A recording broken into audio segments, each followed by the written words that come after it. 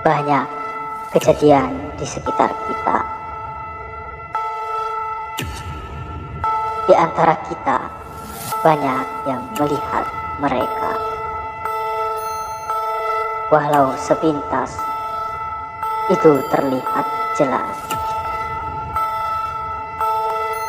Hidup kita berdampingan dengan mereka. Hanya alam yang membedakannya.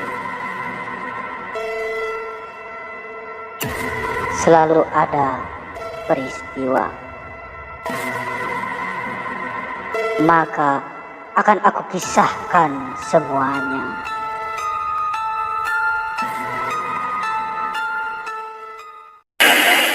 Carek dikenal sebagai seorang yang kaya raya di kampung tempat ia tinggal. Rumah megah dan mobil mewah ia miliki. Ia mempunyai beberapa toko kelontong dan beberapa peternakan sapi dan ayam yang membuatnya kaya raya. Awalnya ia hanyalah seorang penjual sepatu di pasar di kampungnya. Ia harus berangkat pagi dan selalu pulang larut malam. Dulu kondisinya sangatlah serba kekurangan. Bahkan untuk makan pun ia tak jarang harus berhutang ke warung yang dimiliki tetangganya. Namun keadaan sekarang sangatlah berbeda. Dulu Carek dikenal sangatlah ramah dan senang bergaul dengan tetangganya. Tapi saat ia sudah menjadi kaya, ia dikenal menjadi pribadi yang sangat tertutup dan jarang sekali berbaur dengan warga. Rumah miliknya pun selalu tertutup rapat dan selalu diawasi oleh 2 orang penjaga dan selalu tak mengizinkan siapapun masuk ke rumahnya. Warga menyadari kekayaan Carek dimulai sejak ia selalu tak menampakkan dirinya selama 1 bulan penuh. Dan pada saat itu lapak tempat ia menjual sepatu pun selalu tertutup. Saat itu warga selalu bertanya-tanya di mana keberadaan Carek kala itu. Hanya terlihat istrinya saja yang selalu berbelanja ke warung untuk keperluan sehari-harinya. Warga selalu menanyakan keberadaan Carek pada istrinya yang selalu tak terlihat. Namun istrinya selalu menjawab bahwa Carek sedang merantau keluar kota karena Carek mendapatkan pekerjaan di sana. Warga pun tak menaruh curiga dengan perkataan istri Carek itu. Namun di suatu malam saat warga sedang melakukan ronda, warga melihat seorang pria yang hanya menggunakan celana pendek dengan membawa sejuntai tali di tangannya sedang berjalan sedikit berlari, yang membuat para warga yang sedang berada di sana pun sedikit curiga dengan gerak-geriknya.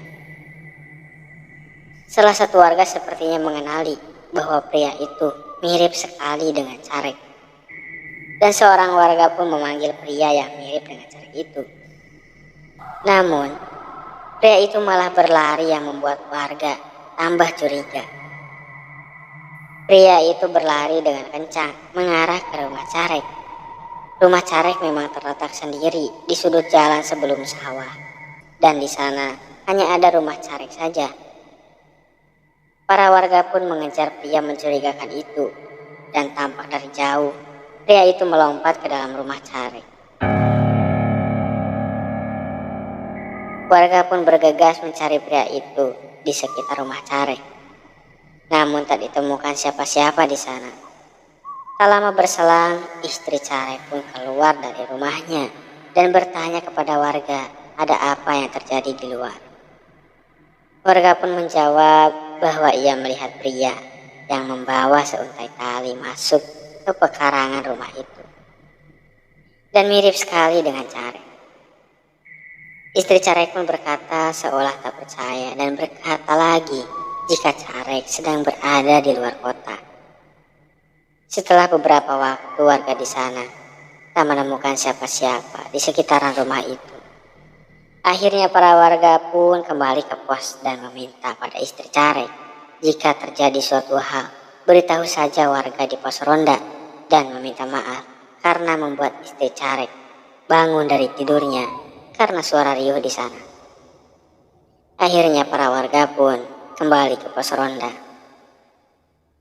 Di sana para warga berdiskusi dan saling menebak siapa pria itu. Dan sebagian besar warga di sana berkata bahwa pria tadi benar-benar mirip Carek. Namun jika benar itu Carek, mengapa Carek harus berlari seolah ketakutan dan membuat warga curiga? 2 hari setelah kejadian itu, akhirnya Carek terlihat kembali dan menyapa semua warga yang ia temui. Carek terlihat kembali dengan penampilan yang berbeda. Jam tangan, kalung dan gelang emas menempel di badannya. 3 hari setelah Carek menampakkan diri untuk pertama kalinya lagi, Carek diketahui langsung membangun 3 toko kelontong di kampung dan kampung sebelahnya. Tak hanya itu, ia juga membeli beberapa lahan untuk dibangun peternakan sapi dan ayam oleh Carek. Warga pun merasa heran dan tak sedikit yang membicarakan Carek. Warga selalu bertanya, dari mana Carek mendapatkan uang sebanyak itu? Carek mengetahui bahwa dirinya selalu dibicarakan oleh warga lainnya. Ia merasa takut dijauhi dan dicurigai oleh warga. Ia pun berinisiatif untuk memberi sejumlah uang kepada warga. Dan pada akhirnya, warga pun tak menaruh curiga kembali pada Carek. Karena Carek juga selalu beralasan bahwa uang yang ia dapatkan adalah uang pinjaman dari bank. Hari demi hari kekayaan Carek terlihat semakin bertambah. Mobil-mobil mewah pun semakin banyak terlihat di halaman rumah Carek. Suatu hari, Carek mengundang warga untuk mengadakan acara di rumahnya. Warga pun datang. Warga pun sangat terbelalak melihat kemewahan rumah Carek. Karena untuk pertama kalinya, warga diizinkan untuk masuk ke rumahnya. Namun ada sesuatu yang janggal. Di halaman rumah Carek, terlihat suatu gubuk yang ditaburi bunga dan membuat perhatian warga tertuju pada gubuk itu. Salah seorang warga hampir mendekat ke gubuk itu dan segera dihalau oleh Carek yang tampak sedikit geram dengan warga yang lancang menghampiri gubuk itu. Singkat cerita, acara pun dimulai dan warga mengikuti acara itu sampai selesai. Selesai acara dan semua warga pulang, Carek segera menutup kembali gerbangnya rapat-rapat. Toko-toko kelontong yang Carek miliki semakin ramai dan ternak-ternak juga semakin banyak, membuat Carek semakin kaya hari demi harinya. Hingga akhirnya tersiar kabar bahwa Carek jatuh sakit. Warga yang mendengar kabar itu berinisiatif untuk menjenguk Carek. Namun, penjaga rumah Carek tak mengizinkan siapapun masuk atas perintah Carek. Warga pun sedikit kesal karena niat baiknya tak disambut dengan baik oleh Carek. Akhirnya warga pun ditemui oleh istri Carek yang terlihat sedang hamil di luar gerbang. Dan istri Carek meminta maaf pada warga karena Carek belum bisa dikunjungi. Setelah itu, warga pun pulang dengan hati yang kecewa dan memaklumi karena mungkin Carek sedang butuh waktu untuk beristirahat sendiri. Hingga satu malam, setelah hari itu, istri Carek berlari keluar rumah sambil berteriak yang membuat warga yang sedang ronda segera menghampiri. Istri Carek saat itu terlihat panik hingga terjatuh beberapa kali. Warga bertanya pada istri Carek apa yang sedang terjadi. Namun istri Carek tak menjawab apapun. Ia hanya menangis histeris saat itu. Suatu hal yang aneh bagi warga saat itu. Warga di sana berinisiatif mengantarkan kembali istri Carek ke rumahnya. Namun, istri Carek tak mau pulang saat itu. Merasa semakin janggal, akhirnya 2 orang warga bergegas ke rumah Carek untuk melihat apa yang terjadi. Saat itu, pintu gerbang rumah Carek sedikit terbuka dan dua warga itu langsung masuk ke rumah Carek. Dua warga itu sangat terkejut melihat tiga orang penjaga rumah Carek tergeletak di halaman rumah Carek, dan warga bertambah terkejut melihat Carek dengan tubuh yang kurus kerontang. Carek dengan tubuh yang kurus sedang duduk di depan gubuk tua yang saat itu sempat mencuri perhatian warga di rumahnya. Warga pun mendekat ke arah Carek. Namun, baru beberapa langkah saja Carek berdiri dan berbalik ke arah warga, seraya berkata kepada warga untuk tidak ikut campur dengan urusannya. Dua warga itu merasa suara Carek berbeda. Suara itu sangatlah besar. Dua warga itu mencoba menenangkan Carek, namun Carek dengan tubuh kurusnya segera mengangkat batu yang agak besar dan melempar ke arah warga. Dua warga itu pun panik dan segera berlari untuk meminta pertolongan, dan warga merasa itu bukanlah Carek. Carek nampak dirasuki oleh sebangsa makhluk halus yang jahat. Dua warga itu segera menemui warga lainnya dan menceritakan apa yang baru saja terjadi.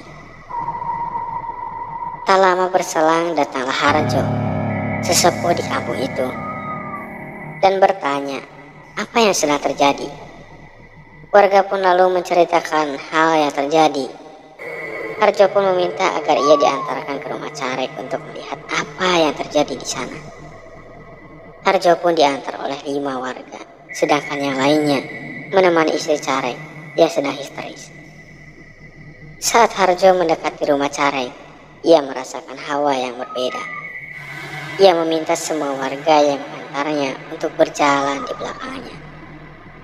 Saat Harjo membuka gerbang rumah Carek, Harjo dan warga dikejutkan dengan Carek yang sudah berada di atas rumahnya dan berteriak agar Harjo dan warga tak mendekatinya dan tidak mencampuri urusannya. Harjo merasakan hawa yang sangat panas di sana dan bau yang sangat menyengat. Bau bangkai yang warga dan Harjo cium saat itu. Harjo tak tinggal diam. Harjo melangkah mendekati Carek. Namun, ada sosok dalam tubuh Carek berkata, "Jangan dekati Carek, atau tubuh Carek akan sosok itu hempaskan ke tanah." Harjo segera menundukkan kepalanya dan membaca sesuatu, hingga akhirnya tubuh Carek seperti terkunci dan memerintahkan warga untuk segera membawa Carek ke tempat yang aman. Warga segera berlari ke atap rumah Carek dan membawa Carek ke bawah. Setelah Carek dibawa ke bawah, Harjo terkejut melihat mata Carek yang putih dan tubuh yang penuh luka. Carek terus merontak dan mengancam Harjo. Harjo yang tahu itu bukanlah Carek langsung bertanya kenapa Carek bisa seperti itu.